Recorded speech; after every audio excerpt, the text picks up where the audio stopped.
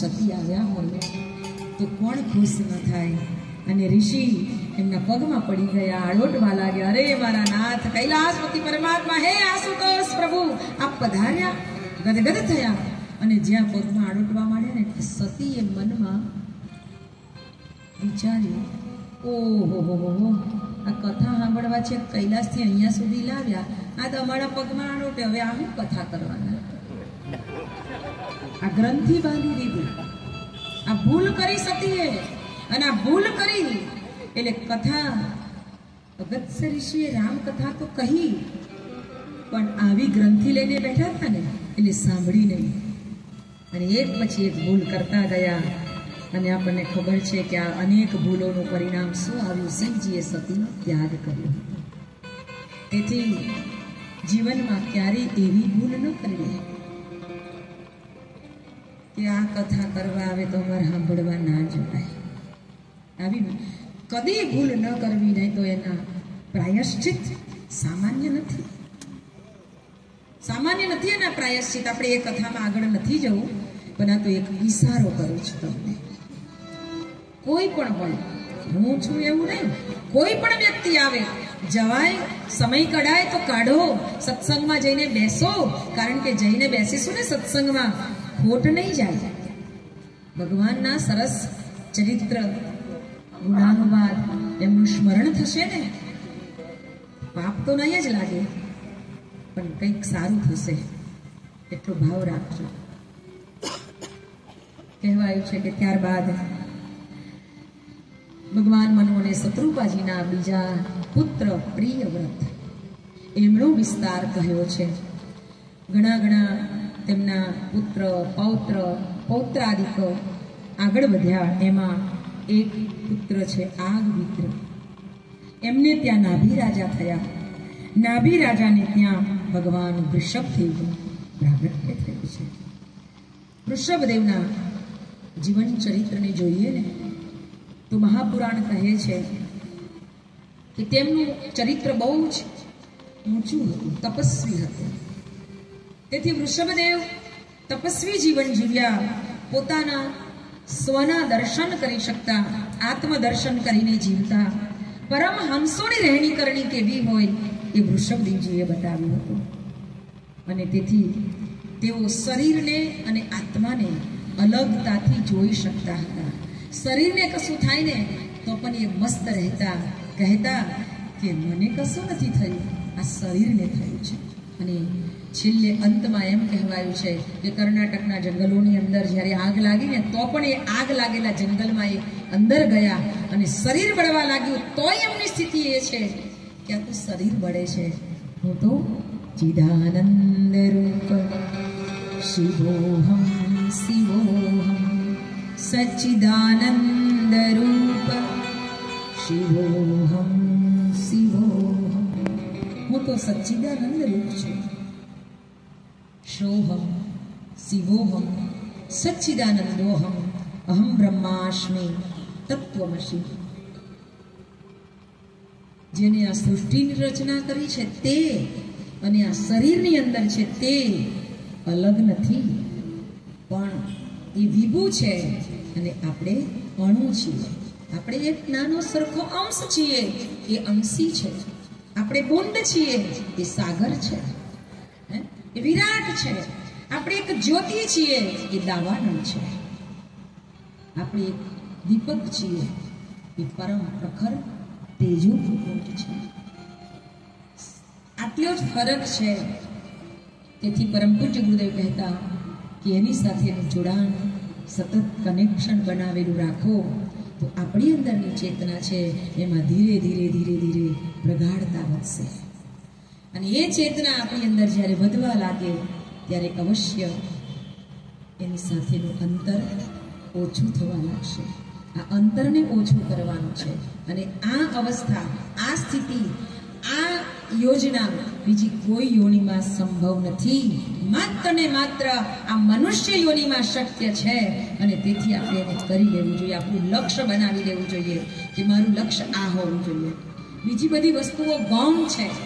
આજે જેને આપણે પ્રધાનતા આપીએ છીએ અને ભગવાનની જે વાત છે એને આપણે ગૌણ ગણીએ છીએ અને એટલે જ આજે દુઃખોના પરિણામો આપણે ભોગવી રહ્યા છીએ. પ્રાયોરિટી પહેલી પરમાત્માને આપવાની છે, ભગવાનને આપવાની છે, ભગવાનના કામને આપવાનું છે. આપણે બધી પ્રાયોરિટી પહેલી આપણને આપીએ છીએ અને એથી સંસારનો જીવ દુઃખી થઈ રહ્યો છે. કહેવાયું છે કે તેથી વૃષભદેવજી જૈન ધર્મના સ્થાપક બન્યા અને પ્રથમ તીર્થંકર જો છે, જૈન ધર્મના પ્રથમ તીર્થંકર એ વૃષભદેવજી કહેવાયા છે.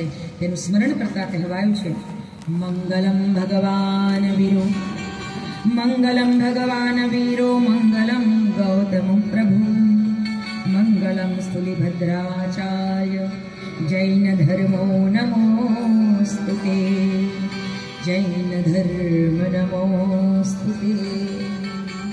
ત્યારબાદ કહેવાય છે કે વૃષભદેવજીને 100 પુત્ર હતા. એમાંથી જેનું ઉત્તમ ચરિત્ર હતું એ ભરતજીનું ચરિત્ર છે. ભરતજીનું જીવન અત્યંત ભક્તિપૂર્ણ હતું. માતા પિતાની અંદર જેવા ગુણો હોય ને એવા ગુણો બાળકમાં આવે અને આવે જ. એટલે પુનઃ સૌને યાદ કરાવવામાં આવે છે કે જે સમય માતા ગર્ભને ધારણ કરે તે સમયે માએ કેવી રીતે રહેવું જોઈએ એનું બહુ ધ્યાન રાખવાની જરૂર છે, સાવધાન બનવાની જરૂર છે. માતા પિતા, ઘરના વડીલો, જે કોઈ ઘરના સભ્ય હોય એ લોકોનો વ્યવહાર કેવો બનાવવો જોઈએ એ પરમ પૂજ્ય ગુરુદેવે ભૂસવન સંસ્કારના માધ્યમથી ખૂબ સરસ રીતે સમજાવવાનો પ્રયત્ન કર્યો છે. એટલે ફરી કહું છું કે આપણા કોઈ પણ સગા સંબંધીને ત્યાં પણ કોઈ પણ બહેન, દીકરી, બહુ ગર્ભવતી હોય ને તેના ભૂસવન સંસ્કાર જરૂર કરાવજો. અમારા ઘણા બધા બહેનો છે, બોલાવજો, અમારા ભાઈઓ છે, બોલાવજો ને આ સંસ્કાર જરૂર કરાવજો, જેથી કરીને બાળકોની અંદર પણ એવા દૈવી ગુણો જાગૃત થાય. ભરતજીનું ચરિત્ર બહુ ઉત્તમ છે.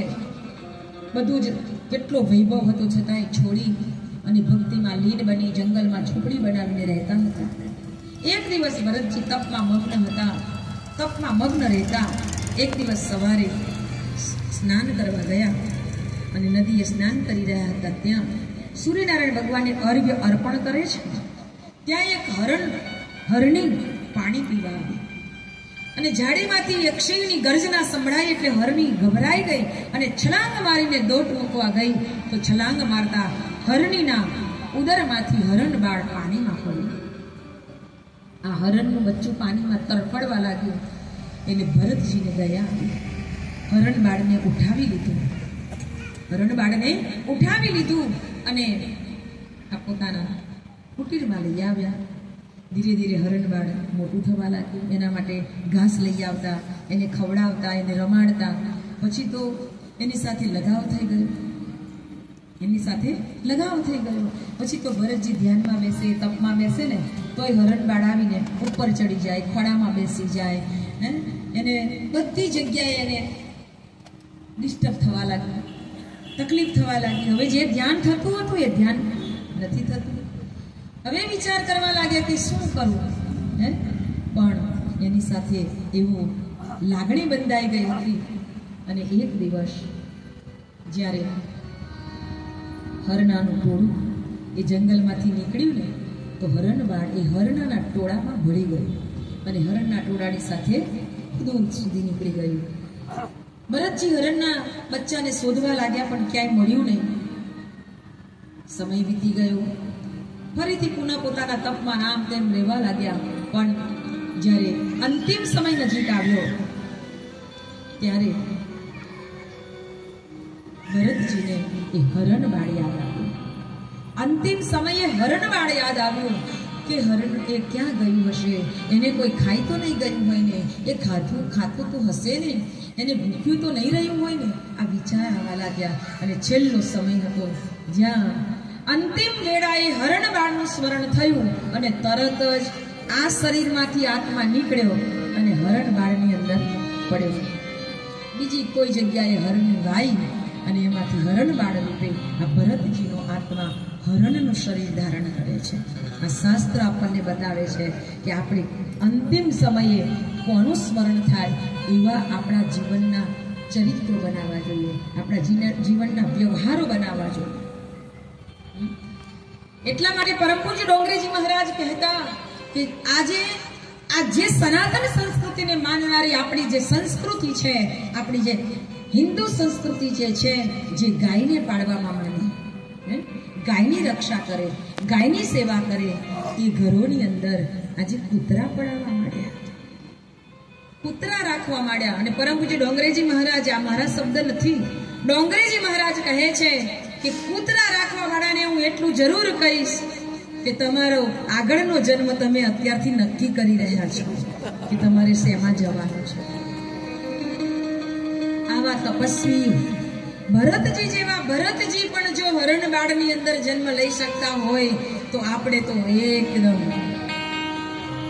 કેટલાય નીચી કક્ષાના વ્યક્તિઓ છીએ, જે ક્યાં તપસ્વી ભરત અને ક્યાં આપણે, તો આપણી પણ વ્યવસ્થા આપણે જ બનાવીએ છીએ. તેથી કદાચ કોઈ રાખતા હોય તો માફ કરજો, પણ અમારી તો એક ફરજ છે કે જેનો જે કાગળ આવે એને અમારે વાંચીને બતાવી દેવો પડે. એટલે અમે તો કહી દઈએ, શું કરવું અને શું ના કરવું એ આપણા ઉપર નિર્ભર છે. અને ઘણા તો એવા ખાલી આમ એવા શોખીન, અમે બહુ આમ પેલા પોતાની એક ઇમેજ બતાવવા માટે પણ આવું બધું રાખે. એક ભાઈના ઘરે આવું સરસ નાનું સરખું ગલુડિયું જેવું કૂતરું રાખેલું. કૂતરાને કઈ એવું થોડું ખબર છે કઈ બેસાય કે ના બેસાય, એ તો બધે જ ફરતું હોય અને મોટે ભાગે દરવાજા પાસે બેસી રહેતું હોય. અને આવું મૂછાવાળું પેલું લઈ આવે ને, મહેમાન આવ્યા એને તો એમ કે આ પેલું પગલું છણ્યું હશે, એટલે જેવા આમ પગ એની ઉપર પગ મૂકીને આમ પૂછવા દે ત્યાં પેલું કૂતરું બૂમો પાડવા મળે, બૂમો પાડવા મળે. ને પેલા નાની ઘરવાળા હતા ને, કોક આવ્યું એટલે જલ્દી આવ્યા કે શું થયું. તો પેલાને જેમ એકદમ એમ થયું મહેમાનને કે હારું આ તો ખરું થઈ ગયું, કૂતરા ઉપર પગ પડી ગયો. પેલા એ કૂતરું ઉચકી લીધું કે અરે આ તો અમારું ટોમી છે, ટોમી. એમ તમારું ટોમી છે? મને ખબર નહોતી ભાઈ, ખબર નહોતી. હો, લાવો તમારા ટોમીને જરાક હું હાથ ફેરવી દઉં. એટલે પેલા મહેમાને હાથ ફેરવવા હાથમાં લીધું, નામ હાથ ફેરવતા પેલાને એમ થયું કે આને ખોટું ના લાગે, એટલે કે લાવને એક બે કપી કરી લો. તે એક આમ કપી કરવા ગયો એટલે પેલો ઘરવાળો કે એ બાજુ નહીં આ બાજુ કરવાની.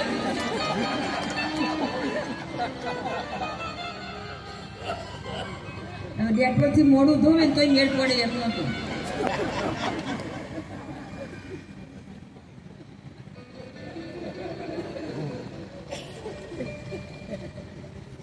એટલે બહુ હાથવીને જવાનું.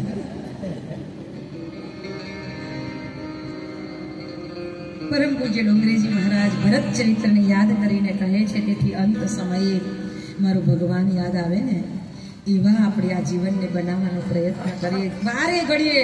એટલે ડોંગરેજી મહારાજ તો શ્રીમદ ભાગવત મહાપુરાણમાં કહે છે, ઠેસ લાગે ને તોય ભગવાનને યાદ કરો. આપણામાં ખબર છે ને એક નિયમ છે, છીંક આવે તોય આપણે ભગવાનને સ્મરણ કરીએ છીએ. જય અંબે, જય ગુરુદેવ, જય શ્રી કૃષ્ણ, જય સિયારામ, જેને જે ભાવે એ બોલે, પણ ભગવાનને યાદ કરે છે. છીંક ખાતા, ઠેસ ખાતા, એકદમ નિર્દય એટલે કે એકદમ